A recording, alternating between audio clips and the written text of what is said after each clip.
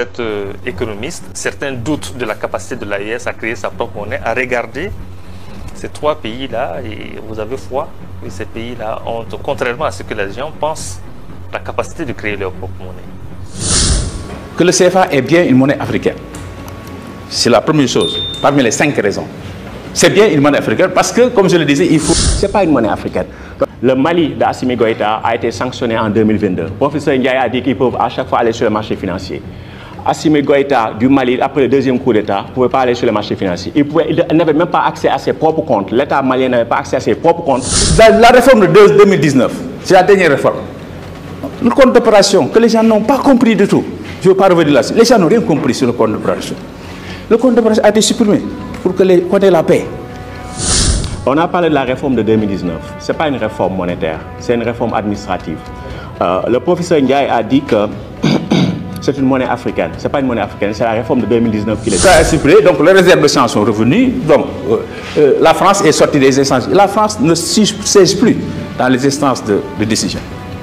Depuis 2019, ne siège plus. Il n'y a que des Africains et des professeurs d'université. Il faut être très clair. Le professeur a dit qu'il faut que les réserves reviennent. J'ai noté ça. Ce n'est pas un langage approprié. Les réserves ne peuvent jamais revenir. Parce qu'il y a 17 pays africains aujourd'hui qui ne sont pas CFA, qui font fabriquer leurs billets à l'étranger. Pourtant, c'est des pays souverains, monétairement. La Gambie, le Darassi ne se fabrique pas en Gambie.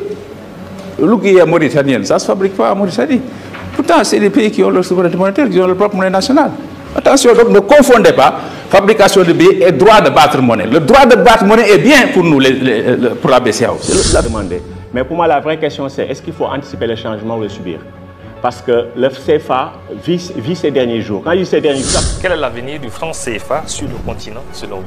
Pour moi, le franc CFA appelé à mourir. Et le coup de semonce de la mort du franc CFA viendra de l'AES. Selon le journal Africa Intelligence, il existerait un bras de fer au sein de l'UEMOA et en cause la présidence du Conseil des ministres devant revenir au Burkina Faso, contestée par Alassane Dramane Ouattara. Est-ce la peur d'une voie libre ou quelle analyse vous en faites? Ben, vous savez que Alassane Ouattara, c'est un homme lige de qui vous savez. Donc il ne fait que jouer son rôle de sous-préfet de qui vous savez. Et comme les pays de l'AES, notamment le Burkina, sont des pays qui ont compris la voie à suivre, celle du souverainisme politique, économique, monétaire, pour le bonheur des populations effectivement de l'AES et notamment du Burkina Faso, ben, Alassane Ouattara, qui est un homme lige du système france-africain, ne peut pas ne pas nuire effectivement au Burkina Faso. Mais je pense qu'il se trompe. Et d'ailleurs, d'ici 5 mois, je pense que le problème sera réglé et je fais confiance au peuple ivoirien, démocratiquement parlant, de régler ce problème. Mais son sort semble déjà scellé. Il y a 5 raisons pour ne pas abandonner le franc CFA. Je commencerai par dire que l'histoire est quelque chose d'évolutif. Il faut un esprit critique et dialectique pour comprendre l'histoire. Alors, tout ce que nous ont légué nos grands-parents n'est pas bon. Parce que si tout ce que nous avons légué nos grands-parents était bon, nous ne serions pas des musulmans aujourd'hui, ni des chrétiens. Donc l'histoire, il faut un esprit critique pour la lire et pour la comprendre. Donc c'est ça l'histoire du franc CFA. Donc quand j'entends ici les intervenants, j'ai l'impression qu'ils disent que vraiment, ils sont sortis du CFA, nous serons développés. C'est ça, j'ai l'impression. Sortez du CFA, vous serez développés. Sortez du CFA, vous allez développer. C'est ça. Alors qu'il y a 32 PMA en Afrique. 32 PMA. Le dernier classement fait sortir 32 pays africains sur 44 dans le monde. C'est le CFA qui a fait ça. Il y a 32 PMA africains, alors qu'il n'y a que 14 pays africains. Et dans ces 14 pays africains, il n'y a que 11 PMA. Il n'y a que 11 PMA CFA. Sur 32 en Afrique. C'est le CFA qui a fait ça. Il faut qu'on regarde les choses de manière plus critique, de manière plus concrète. Donc, le premier point, c'est de dire que le CFA est bien une monnaie africaine. C'est la première chose, parmi les 5 raisons. C'est bien une monnaie africaine parce que, comme je le disais, il faut lire l'histoire de manière dialectique. Il y a eu des réformes le nom du CFA a changé, ça tout le monde le sait. Mais il y a eu des réformes qui se sont passées. Et ce qu'on appelle la réforme de 1973, c'est la réforme de la rupture. C'est en 1973 qu'il y a eu la réforme de la rupture. qui a fait que les États africains ont dit, nous, on ne veut plus de la BCEAO à Paris. On veut la BCEAO maintenant en Afrique. On la veut à Dakar et au Cameroun. Et c'est la première fois que les États africains ont dit, nous, on veut un gouverneur maintenant africain. C'est en 1973 qu'on a eu le premier gouverneur africain, Fadiga, alors qu'on est indépendant depuis 13 ans. Depuis 13 ans. Et c'est la même année, en 1972, qu'on a eu le premier recteur africain à Dakar. Il faut faire attention, l'histoire évolue. Il y a des problèmes, il y a des périodes de transition en histoire. L'université de Dakar appartient au Sénégal, et sénégalaise, et appartient au Sénégal depuis 60, mais le Sénégal n'a exercé sa souveraineté sur l'université de Dakar qu'à partir de 1972, le premier recteur africain. Donc il faut faire attention, les choses évoluent. Donc 1973, vous avez donc cette rupture brutale, la banque est déplacée en Afrique, le gouverneur Fadiga, c'est le premier gouverneur africain, ivoirien. Donc ça, c'est des choses qu'il faut savoir.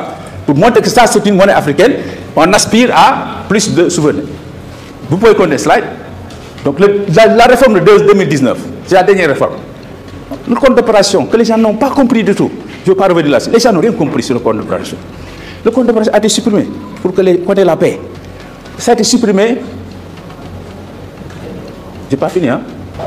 Le compte d'opération est supprimé, donc les réserves de change sont revenues. Donc la France est sortie des instances. La France ne siège plus dans les instances de décision. Depuis 2019, ne siège plus.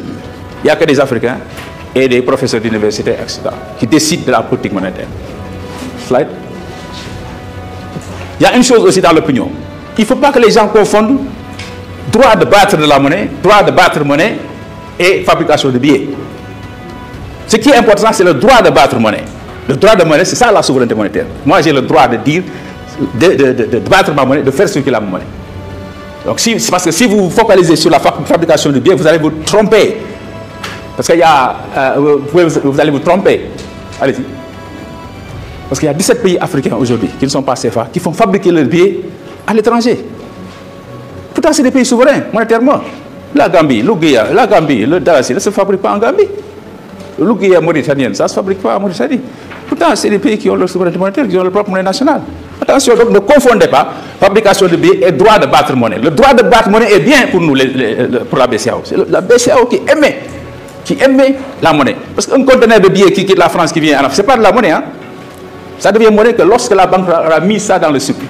Donc il ne faut pas faire confondre billets fabriqués, imprimés et monnaie. Ce n'est pas de la monnaie. Tant que la banque centrale n'a pas mis ça dans le circuit. Je disais tout simplement qu'au départ, que vraiment, comment dirais-je, il ne faut pas avoir à l'esprit que sortir du CFA, vous serez développé. Il n'y a aucune étude sérieuse, je n'ai pas vu encore une étude qui a mis en cause, qui a fait le lien de causalité entre, comment dire, le sous-développement des pays, ou bien entre la croissance économique dans nos pays et le CFA. Je n'ai pas vu d'étude qui dit que voilà, c'est à cause du régime de France, le régime CFA. Je ne parle pas des articles de presse hein, que moi j'écris, ou bien d'autres écrivent dans Le Soleil, dans Wolf, etc. Je parle des études scientifiques. Il n'y a pas d'article qui dit que voilà, c'est le CFA. Moi, j'ai essayé de faire ce travail-là en 2019 avec un collègue comme là. On a fait ce travail en 2019 pour voir dans la CEDEAO, est-ce qu'on peut dire que le régime de change est facteur de croissance humaine. On a trouvé que non, il n'y avait pas de lien. Vous pouvez l'article là, si vous voulez, je vous le donne après. On a vu qu'il n'y a pas de lien entre la croissance économique à long terme et le régime de change. Donc, il faut voir autre chose pour expliquer nos performances. Mais si on reste seulement aux performances, je fais ça pour vous dire que ce que les gens disent n'est pas vrai. Quand vous regardez le taux annuel moyen entre 2010 et 2022 est de 4,9%, supérieur à celui de la ZMOA. La ZMOA, c'est le Ghana, la Gambie, c'est les autres pays de la CEDEAO. Donc, on voit que le taux de croissance, allez-y, graphique, voilà. Croissance annuelle entre 2010 et 2022. Ce taux de croissance est calculé sur le PIB réel. Hein? Donc, quand vous dites qu'il n'y a pas de croissance, c'est faux. Parce que les salaires des fonctionnaires ont augmenté, le budget de l'État a augmenté. S'il n'y a pas de croissance, ce n'est pas possible. Donc, soyons sérieux. S'il n'y a pas de croissance, le budget de l'État du Sénégal n'augmente pas. Les salaires des fonctionnaires ont bien augmenté. C'est fait à quoi, etc., etc. Regardez 2010 à 2022, regardez les taux de croissance dans le monde. Le taux de croissance moyen de l'UEMOA est supérieur à ceux des autres pays de la ZMOA, Ghana, Nigeria, Sierra Leone, etc. Il est même supérieur à la moyenne de l'Afrique sud au sud du Sahara. Ça, c'est les données que vous pouvez trouver dans le site de la Banque mondiale, WDI, World Development Indicators. Allez-y. Alors là, c'est une autre... L'inflation, n'en parlons pas. Nous sommes les champions presque du monde de l'inflation. Regardez. Quand vous avez 30% en moins d'inflation, et là, regardez, vous avez moins de 2%. Mais l'inflation, c'est très important. Nous avons une population à faible revenu. L'inflation va comment dirais-je, amenuiser le pouvoir d'achat des populations. Et si l'inflation amenuise le pouvoir d'achat, qu'est-ce qui se passe? La demande baisse et l'offre va baisser. C'est pour ça que nous sommes en train de faire un travail.